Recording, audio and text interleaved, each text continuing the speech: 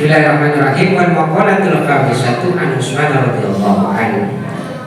Ucapan yang kelima adalah dari Sayyidina Utsman bin Affan radhiyallahu anhu. Beliau ini Sayyidina Utsman termasuk sahabat as-sabiqun al-awwalun. Jadi sahabat di antara kelompok sahabat yang awal kali masuk Islam, maka dijuluki dengan as-sabiqun al-awwalun. Jadi para pendahulu yang awal-awal. Dan Sayyidina Utsman ini merupakan khalifah yang ketiga, dan beliau dijuluki Dzun Nurain. Jadi orang yang memiliki dua cahaya. Mengapa dikatakan memiliki dua cahaya? Karena kedua orang istrinya adalah putri baginda Rasulullah SAW. Maka dijuluki dengan Dzun Nurain. Jadi orang yang memiliki dua cahaya, yaitu Sayyidah Zainab dengan Sayyidah Ummu Kulsum. Ucapan yang kelima dari Sayyidina Utsman radhiyallahu anhu, hammud dunya dhulmatun fil qalbi wa hammul akhirati nurun fil qalbi. Jadi kata Sayyidina Utsman, kesedihan, kesusahan dunia itu adalah kegelapan di dalam hati, sedangkan kesusahan akhirat itu adalah cahaya di dalam hati. Maksudnya bagaimana? Ai al-husnu fil umuril muta'alliqati bid dunya farah mudliman fil qalbi. Maksud dari ucapan Sayyidina Utsman, kata Syekh Nawawi Al-Bantani, tafsirannya adalah sedih, susah di dalam urusan-urusan yang terkait dengan dunia itu menjadikan kegelapan di dalam hati. Jadi susah, bagaimana caranya bekerja, bagaimana caranya menghasilkan uang, atau hal-hal yang terkait dengan hal duniawi, maka kesusahan, kesedihan itu akan menjadikan kegelapan di dalam hati. Wal husnu fil umuril muta'alliqati bil akhirah farah munawwiran bil qalbi. Sedangkan kesusahan di dalam urusan yang berhubungan dengan akhirat akan menjadi penerang hati. Jadi kalau orang susah, kalau mati umpamanya urusan akhirat, sholat itu urusan akhirat, ibadah itu urusan akhirat, mati itu urusan akhirat. Kalau setiap hari berpikir kalau aku mati besok dosa apa yang akan saya bawa, bekal apa yang akan saya bawa, maka saat hati itu sedih dan susah, ketika memikirkan itu, maka itu menjadi penerang dalam hati. Sedih, maka orang itu kalau susah dalam urusan akhirat, maka senantiasa dia akan memperbanyak amal, akan memperbanyak bekal. Bekal yang terbaik akhirat itu adalah amal, tak ada yang lain. Maka kata Imam Nawawi, disebutkan Syekh Nawawi, Allahumma la taj'alid dunya akbar hammina wa la mabrara ilmina. Jadi kata beliau, ya Allah, janganlah kau menjadikan dunia ini adalah agungnya kesusahan kami, dan janganlah kau menjadikan tempat sampainya pengetahuan kami. Jadi mudah-mudahan kita itu tak senantiasa berpikir dunia. Biasa orang berpikir dunia itu sehari semalam itu biasa. Tetapi kalau sehari semalam 24 jam itu dunia terus, nah ini bermasalah. Jadi ingat, kita di dunia ini agak lama, tetapi yang lebih lama nanti itu di kuburan. Yang lebih lama lagi itu adalah nanti di akhirat. Kita makin lama. Kita dulu betah namanya di rahim ibu itu kita betah. Tapi pada waktunya oleh Allah pasti keluar. Maka keluar bayi janin. Di dunia juga begitu. Bagaimanapun betahnya Anda, bagaimanapun betahnya saya di dunia, maka besok juga kalau sudah sampai waktunya akan pulang lagi. Jadi pulang ke alam barzakh, alam kuburan. Kuburan itu tak boleh dikatakan alam akhirat, tetapi dia adalah awal akhirat, tetapi tidak boleh dikatakan akhirat. Jadi kalau di kuburan itu selamat, maka kebanyakan insya Allah akhiratnya selamat.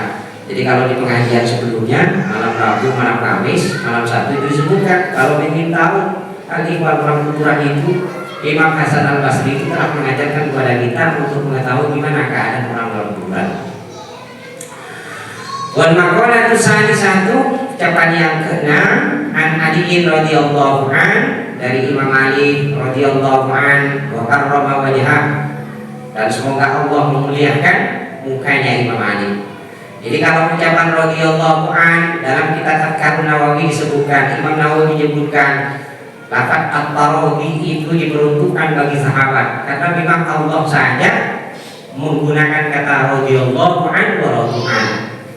Jadi kalau dari sahabat an Utsman radhiyallahu an, an Abi Bakr Siddiq radhiyallahu an Ali bin Abi Thalib karramallahu wajhahu radhiyallahu an, jadi menggunakan kata radhiyallahu an. Kemudian kalau kata at-taradhi di belakangnya rahimahullah, itu tabi'in ke bawah. Jadi tabi'in ke bawah. Jadi dari tabi'in, mulai dari tabi'in. Itu menggunakan kata rahimahullah ta'ala. Nah, kalau menggunakan radhiyallahu an dalam tradisi tarekat, biasanya tarekat itu adalah tasawuf. Di antara tasawuf itu ada jalan tarekat. Jadi menggunakan kata radhiyallahu an untuk guru mursyid sanad tarekat. Jadi berbeda pertimbangannya. Lalu ucapan yang kelima dari Imam Ali radhiyallahu an, wa karrama wajhahu.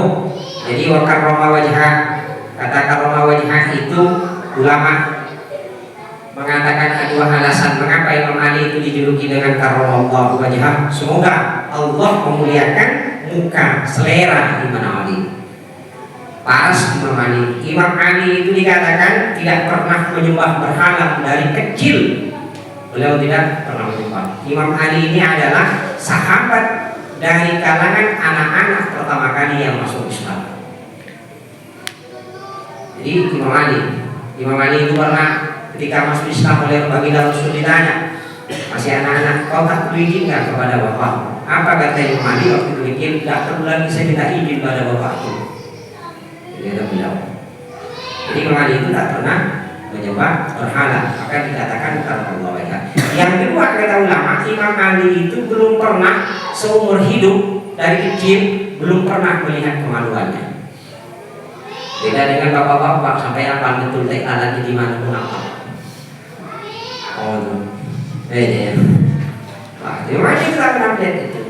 Maka dikatakan karramallahu wajhah. Imam Ali itu julukannya banyak sekali. Di antaranya beliau itu dijuluki dengan Al-Murtadha.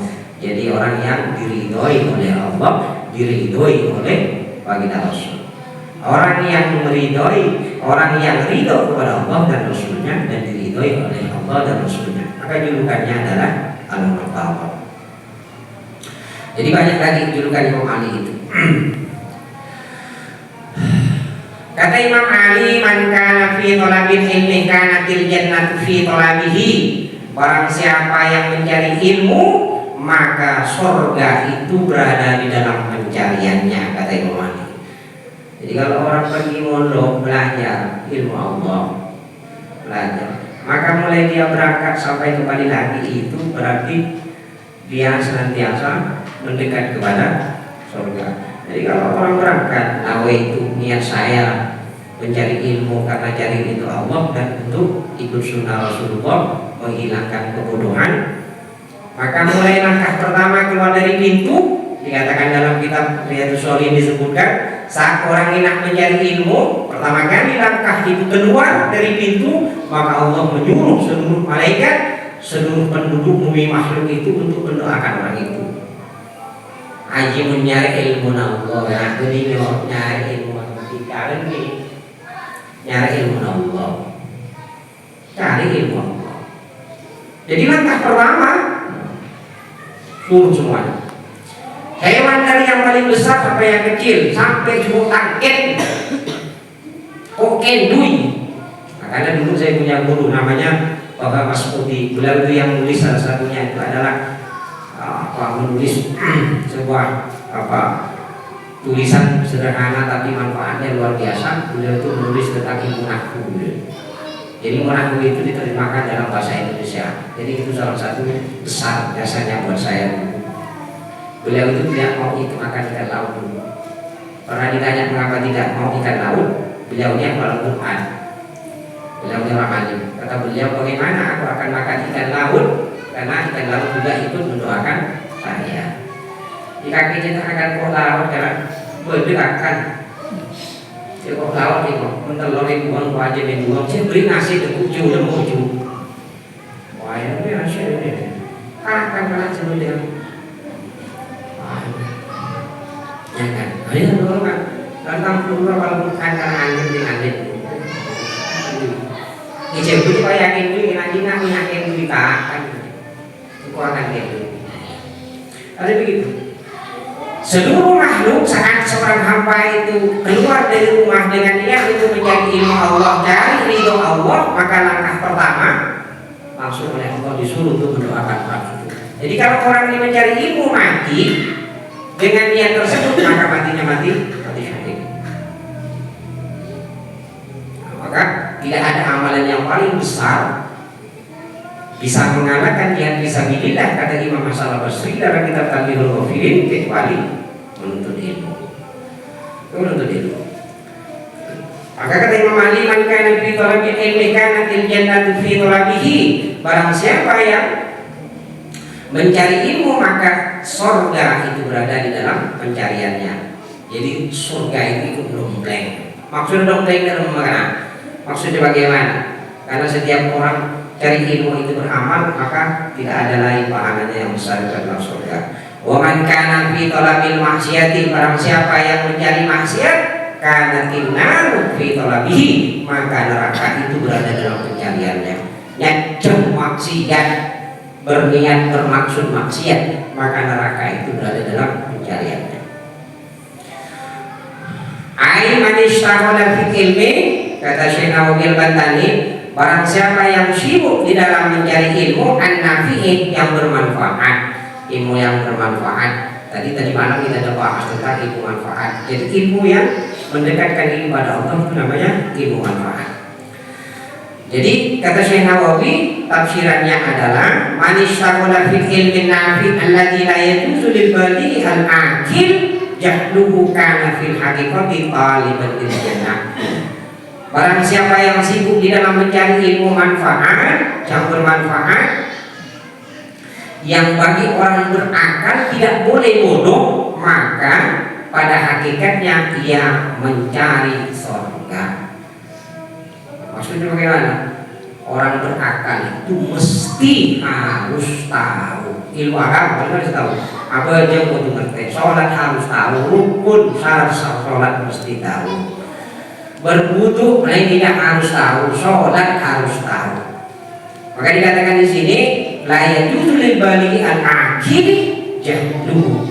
Orang berakal, akil balik, yang tidak boleh bodoh, maksudnya mau tidak mau harus pintar, jadi harus tahu.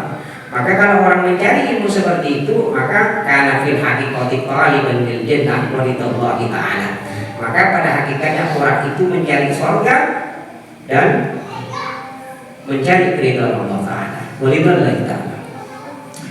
Wa man kana muridan lil maksiati, barang siapa yang ingin berkehendak terhadap maksiat, kana fil haqiqati taliban lin nari, maka pada hakikatnya ia mencari neraka, wali suhtillahi ta'ala, dan mencari murka Allah Ta'ala. Maka jangan lupa kalau kita nak tarawih, niatkan semuanya. Khusus yang musola di sini niatkan. Pertama sholat isya berjamaah, kedua tarawih berjamaah, yang ketiga untuk mencari ilmu, majelis ilmu. Jadi jangan sampai tidak dengan, karena kita usahakan tiap malam itu majelis ilmu walaupun sebentar, karena mengisi bulan Ramadan dengan majelis ilmu, nanti baru tadarus setelah ini. Jadi makanya jangan sampai kita tidak mencari ilmu. Dalam seminggu sekali paling tidak, bagi mereka-mereka yang bapak-bapak ini yang sudah pulang dari rumah, jangan tak bermajelis ilmu. Jangan satu minggu itu siang malam isi waktunya saja. Siang lalaku dari aku sampai ke malam. Sing malam pun ditambah pikir mulai.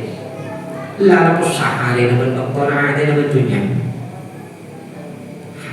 Maka semakin jauh dari ilmu, semakin jauh dari majelis ilmu, maka semakin rusak hati dalam dunia kita. Mun pak kalau ada itu Rasulullah tak tahu ulama, tak tahu majelis ilmu jadi keras.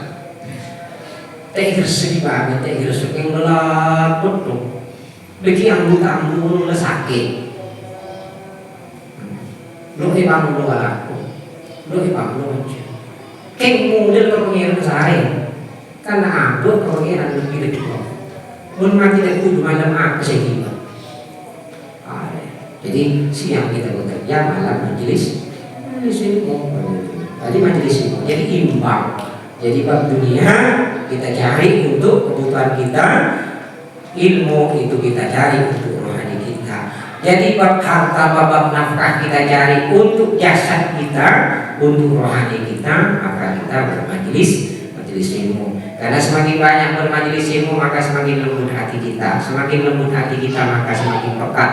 Semakin pekat, semakin lembut, semakin enak beribadah. Mudah-mudahan kita termasuk orang-orang yang suka bermajelis ilmu. Amin. Mudah-mudahan ada manfaatnya. Subhanakallahumma wa bihamdika asyhadu an la ilaha illa anta astaghfiruka wa atubu ilaik. Rabbana ighfir lana wa tub 'alaina innaka antat tawwabur rahim.